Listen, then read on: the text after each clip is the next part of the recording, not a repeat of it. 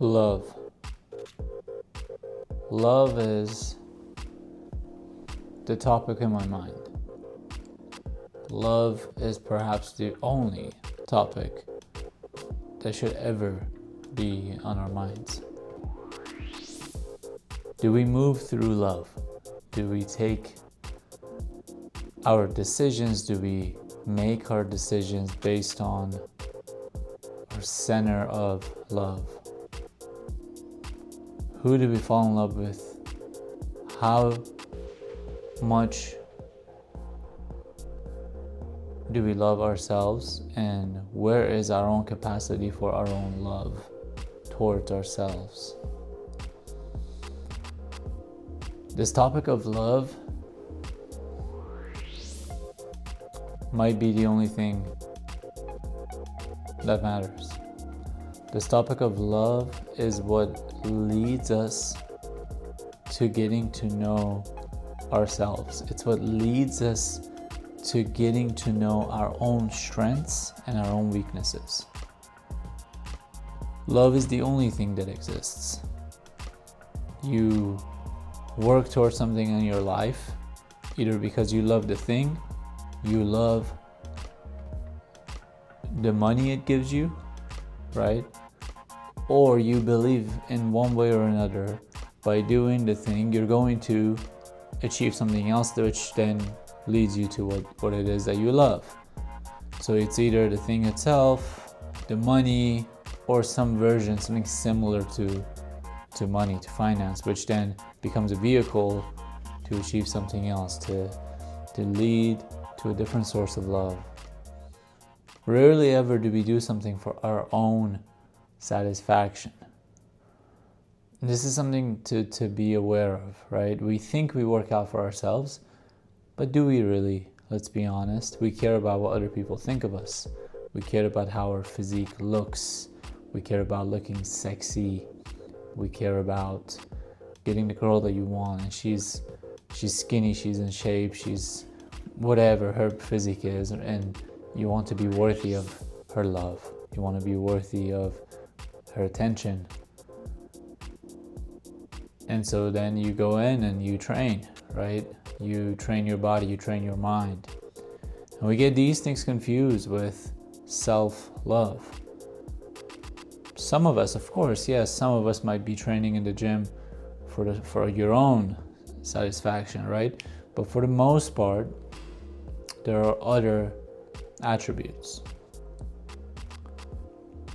And so maybe the only thing that matters here is for me to encourage you as a listener to do at least one thing for your own self and for nothing else. To be so selfish that you actually do something for yourself, for your very own desires and nothing else. Forget the outside world whatsoever. And this could be, this could be as simple as just cooking a delicious dinner for yourself and not invite anybody along, right? This could be just that simple. But it could be beyond that. It could be going on a solo trip, purposely carving out, purposely investing your money, your energy on going on a trip alone. These experiences, even the cooking, right? Even cooking dinner for yourself, these experiences will change, will shape your character. These experiences will define a version of you that you might not be familiar with yet. That's what's exciting about it. That is the source of the excitement, is that there is not just one version of us, but there are multiple versions of us that we are unfamiliar with. I thought I was an artist, right? I thought I was a musician. That version is true. But there are plenty of other variations of that journey, of that variation of the journey which I took or didn't take. I could have been an engineer. I could have been into science like my family members were. I could have done so many different paths, some of which maybe I would have succeeded at and some of which I would have failed miserably, right? So this is not reminiscing a past that didn't take place. This is the recognition of all the possibilities that are available to us as human beings. And there is such beauty in the ability to choose one, to go through that journey and allow that journey to give you its lessons, the lessons that you're meant to learn in life. Chances are the same lessons you learn in whichever journey you choose, you would have learned in any other journey, because those were the lessons that were meant for you.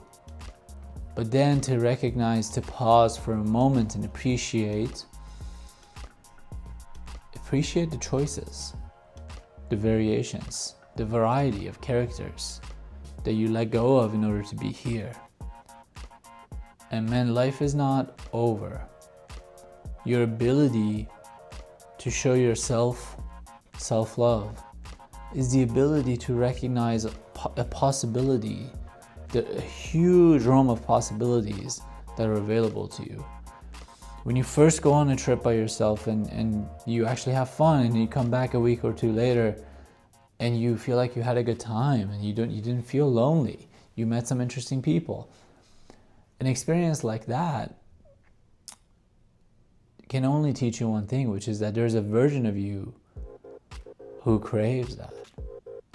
And that is unreal, right? For someone who's been always attached to doing things with other people, the idea of maybe traveling alone might be just ludicrous. But to recognize that you evidently, not only you did it, but you want to do it again, there's a part of you that actually wishes that to happen again.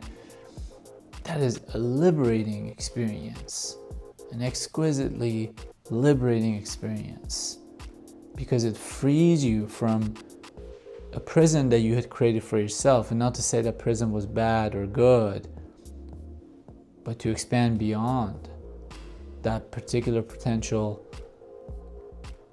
expand beyond the possibilities that you thought were there. And realize and just witness all these other possibilities that they can also be there. That's love.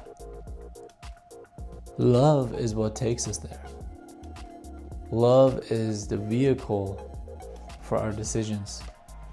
Love is the vehicle for our partnerships, for our relationships. Love is the vehicle. It's almost the only language we communicate to our kids. Hopefully we do it, we show it well. And love is all there is. Sometimes showing yourself love is to go for something, is to make a giant purchase, go on a trip, invest in something, take a break from your miserable career, quit a job. It could be anything.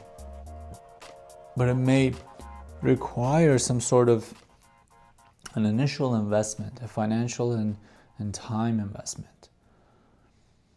And sometimes showing self-love is a matter of letting go of something that you had already invested at, breaking up with someone, leaving someone behind because your journey is separating from them.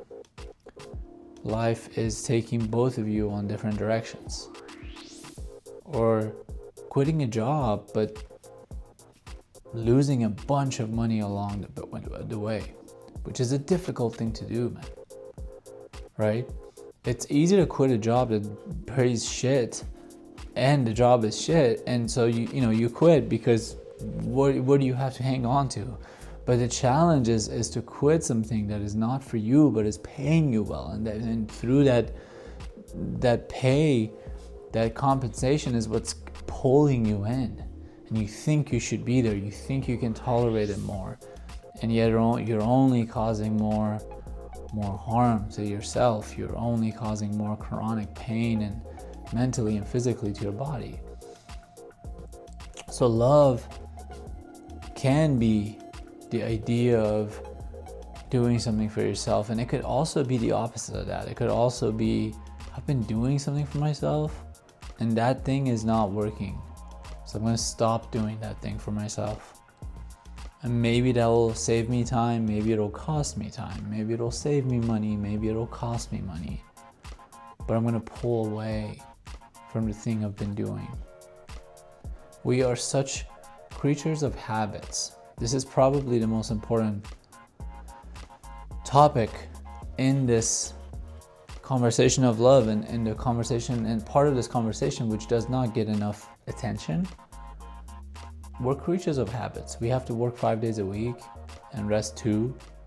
And if you train yourself to work 3 days a week and rest 4, you'll do that. And if you train yourself to work all 7 days, you'll do that. We train our existence to behave the way we behave. We operate with this world. We sleep when the sun goes down. We wake up when the sun's up. We are in tune with this planet. And sometimes, man, you have to get out of tune for a bit. Sometimes showing yourself some love is to pull away from a certain habit that you were in. And that habit, to some extent, had you in tune. Showing up 9 to 5 every day to a job you hate, taking a terrible girlfriend or boyfriend on dates consistently, when you know this relationship is not going anywhere, but yet you carve out time, you carve out money, and you invest in going on dates with this person, right? These are habits that you've been stuck on. These are portions of the hamster wheel of life that we are constantly on. And sometimes we just need a break. We need a break, a pause button, to recognize, to ask ourselves bigger questions. And sometimes these bigger questions need the pause button to be asked, because we're lost in the motion of life. And this is why when something as catastrophic as the pandemic, COVID-19 happens, there are, for a majority of people, for a group of people, I should say, it can be a great gateway into recognizing their own needs for their own mental health, their own psychological health. This is the irony of creating a huge break in our lives. And sometimes those breaks are catastrophic. Sometimes we pay the price in so many different ways. But for some of us, that's the only way we can actually pause and think about our lives. So think about your life. Where in this life can you show yourself more love? What do you have to let go of to feel like your life is more attuned with the person that you always felt you were? What do you have to chase? What do you have to go after? What do you have to desire more and achieve more in order to also feel attuned with the person that you've always thought you were? Thank you.